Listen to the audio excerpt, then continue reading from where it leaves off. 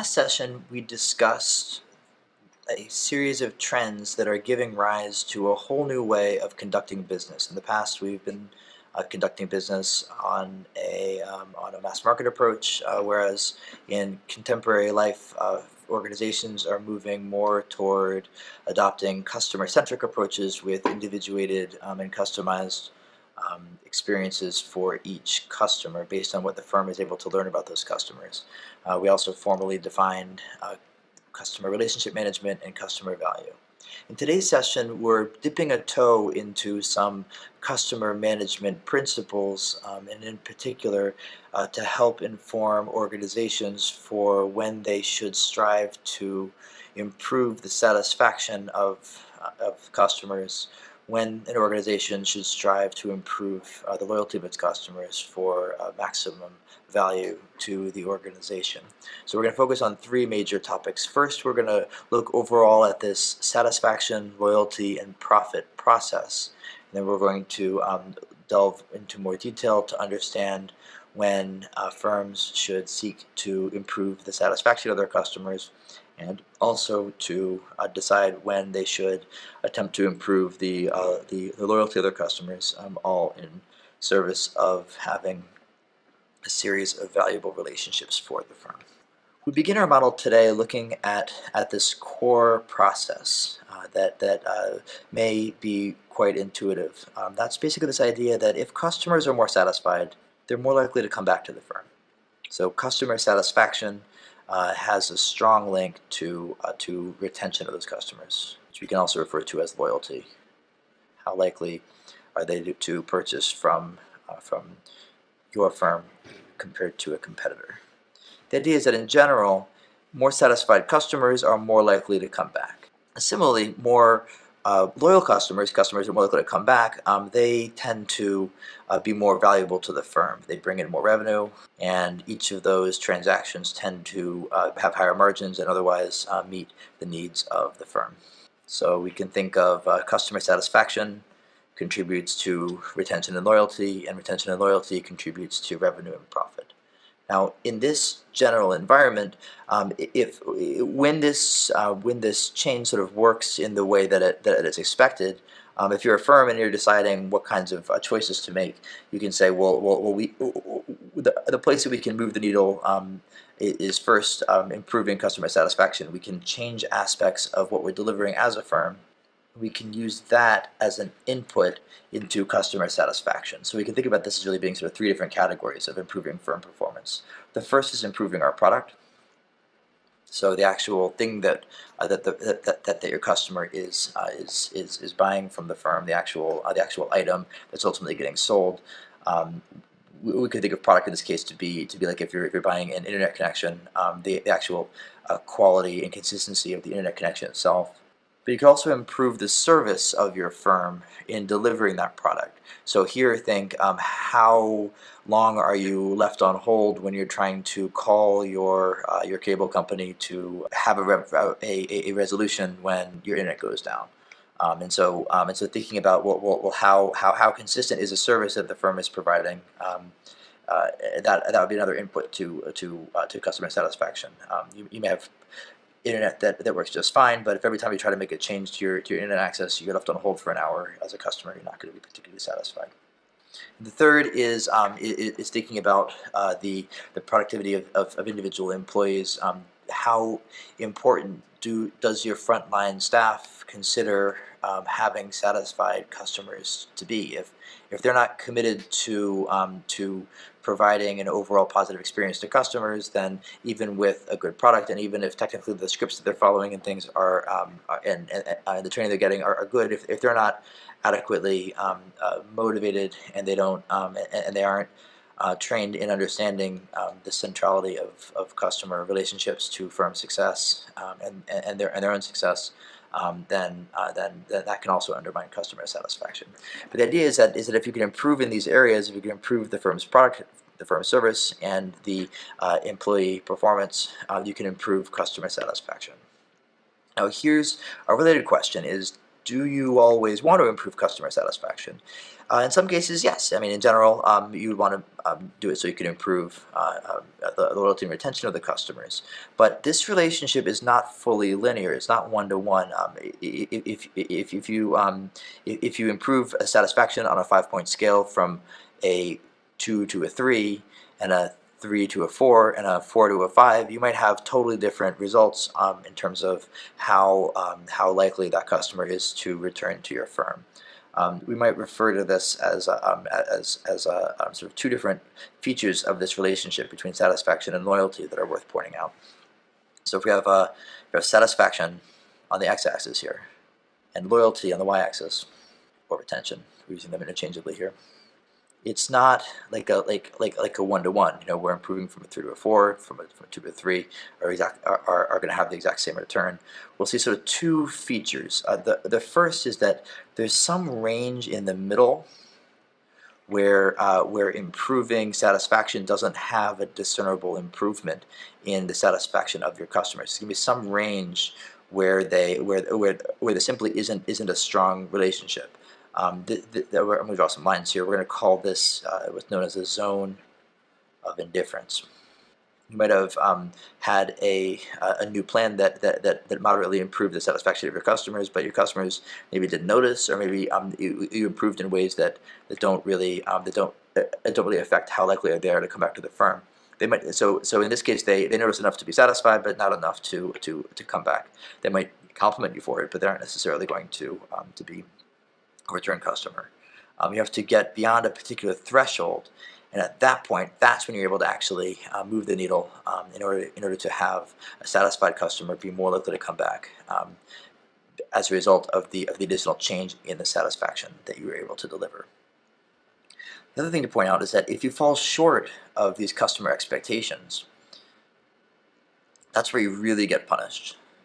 And so we can say here on this left side, this dissatisfaction side, that's where customers tend to particularly be responsive. If their expectations are not met, then that has a much sharper and a harsher impact on how likely customers are to come back. We can see that because this on the left side of the zone of indifference, when satisfaction is low, that's when the return on satisfaction is particularly steep. If the more that you fall short of their basic expectation range, then they're extremely unlikely to come back to the firm. But on the other end of the spectrum, where you have satisfaction in excess of what customers are expecting, you have to get beyond that threshold to where you actually have an impact of that additional satisfaction on the loyalty. But at that point, then you start to receive some actual return. So the 2 points here are really the zone of indifference, and the second point, that the dissatisfaction is stronger than satisfaction. The other point to consider in this relationship between customer satisfaction and retention loyalty is how you might see some differences by industry. And this is partly because you would have different expectations depending on which industry that customer is in. And so this can be visualized by looking at the relationship between satisfaction and loyalty again. But we can consider it industry by industry.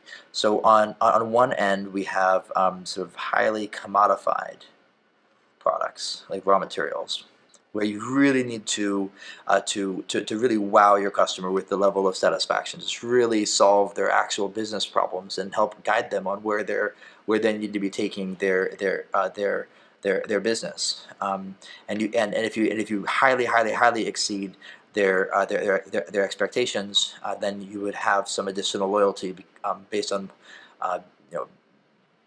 that improved satisfaction. But if you just have like above average seed, you're not going to be able to have return customers in that kind of way. At the other end of the spectrum, we can consider some things like the local phone service. We go on this end. So here, even if satisfaction is relatively low, loyalty is likely to be really high.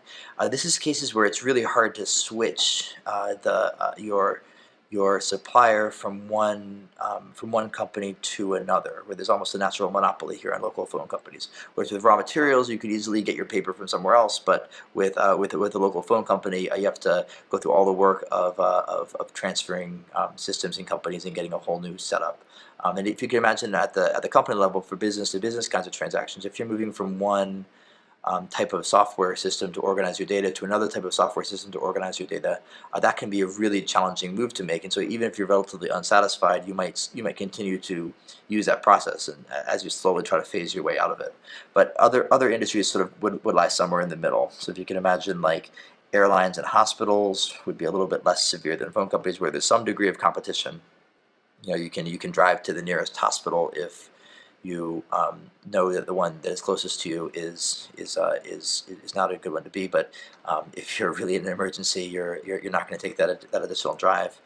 We can think of other things that are more moderate, and on the side would be more like computers and cars, where you might switch relatively linearly to your satisfaction level if it's if you were switching from different models of PC. And then cars are also kind of in that moderate change, where there's closer to a linear relationship, and people sort of need to be really wowed with their cars in order to continue to stay with that same model when they're repurchasing again. Um, a good example of that would be that if you have some people who are purchasing their cars, and they sort of just took sort of advice about which is the best car to take, but they aren't necessarily tied into the particular brand and what that car means to them. You would see they might not, they might be either low satisfaction or sort of a moderate level of satisfaction, and in both those cases they might be relatively likely to switch to a different car. But if you think about some of these cars that have real brand communities and real organization around them, you're very likely to continue to buy that same car model.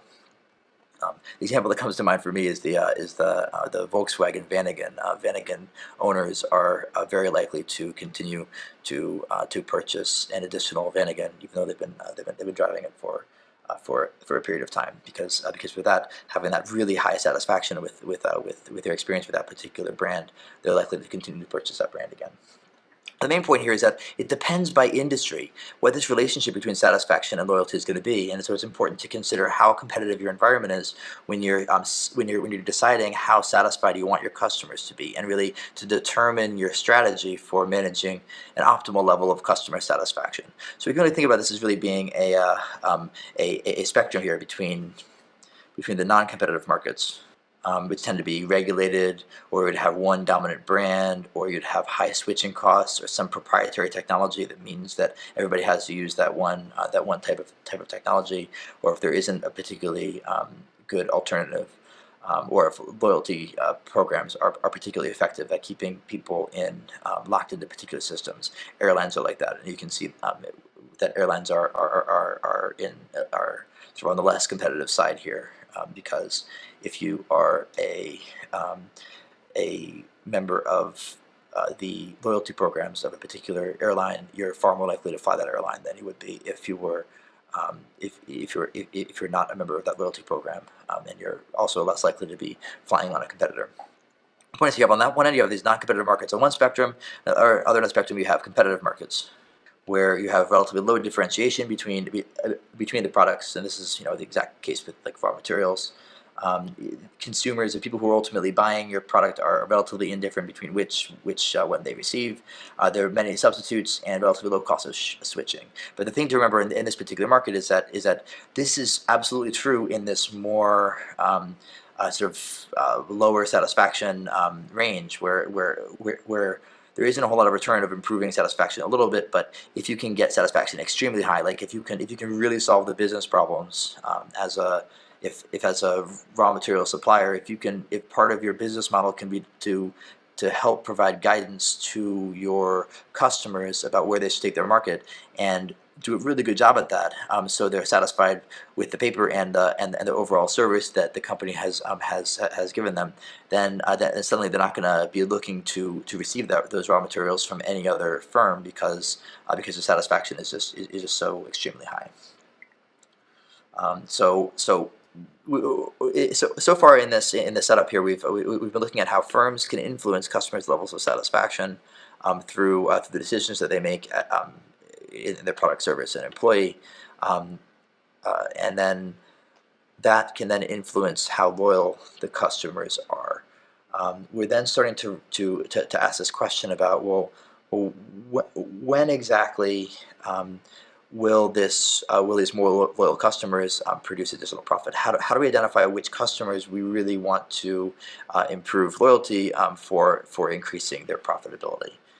The best way to think about that is to think about this on two axes again. We can think about the relationship between the lifetime profitability of customers, this y-axis here, and we can think about loyalty on the x-axis. And so you can think about this as being divided into quadrants. We might have low loyalty or high loyalty, and low lifetime profitability or high lifetime profitability. And what we typically see, just like in that typical relationship between customer satisfaction and retention, tend to rise together, we generally would see that low loyal customers tend to be the less profitable customers, and high loyalty customers tend to be the more profitable customers. This is probably because if you're more loyal, you don't tend to shop around as much. So you become less price sensitive. The firm is better able to understand what your specific needs are. So you get sort of more specialized products. You're more likely to have to produce word of mouth for the on behalf of the firm, and that's sort of generally typical. But what you would sometimes see are these customers that where they're very likely to be high value, where the expected profitability of the customer would be relatively high. That they are really valuable customers. They buy a lot when they visit your company, but that they just haven't they they haven't sort of drank the Kool-Aid of your company for whatever reason, and they tend to be switching between different firms, perhaps. And so if they bought, even though they bought a lot from you last time, they might buy from a different provider at some point in time. These are the customers that you really want to focus on trying to move into increased loyalty. These are the cases where there's a real opportunity to improve the relationship and to improve the value proposition. You really want to understand, why is it these customers are switching? Why is it that they're not more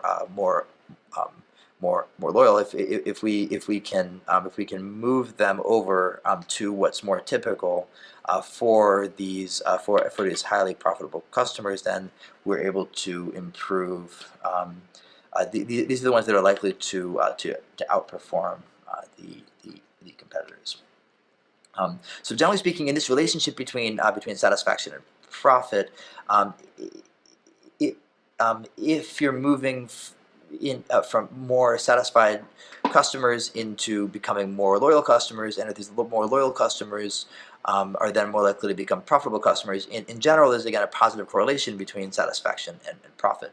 And from before, we know that we want to be aware of providing what we might consider excessive satisfaction, because if we're doing that, then there may be opportunities to cut costs and ultimately not harm our profit in the process. So what we can think a lot about is considering an optimal satisfaction level for different customers, depending on what you might learn about them. You might learn about them depending on what industry you're in. It might be depending on the purchases and the behaviors of your individual customers. And as a firm, you want to try to identify those high value customers that are currently not as loyal as you might want them to be as a firm, in order to maximize the value of that relationship to you as an organization. So in this session,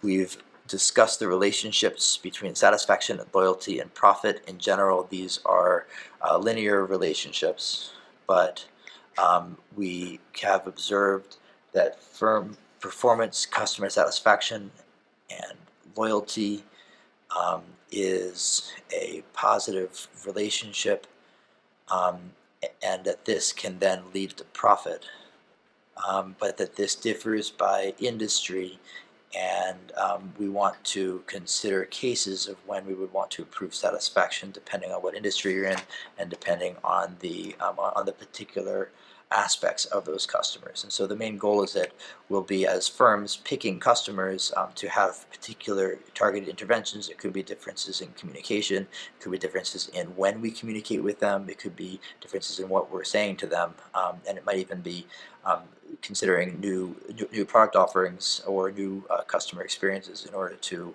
um, have those particular customers where there's a great value proposition for improving their satisfaction level. If we can improve the satisfaction, then we can improve their loyalty. If we can improve their loyalty, then ultimately the firm will receive more value from that customer relationship.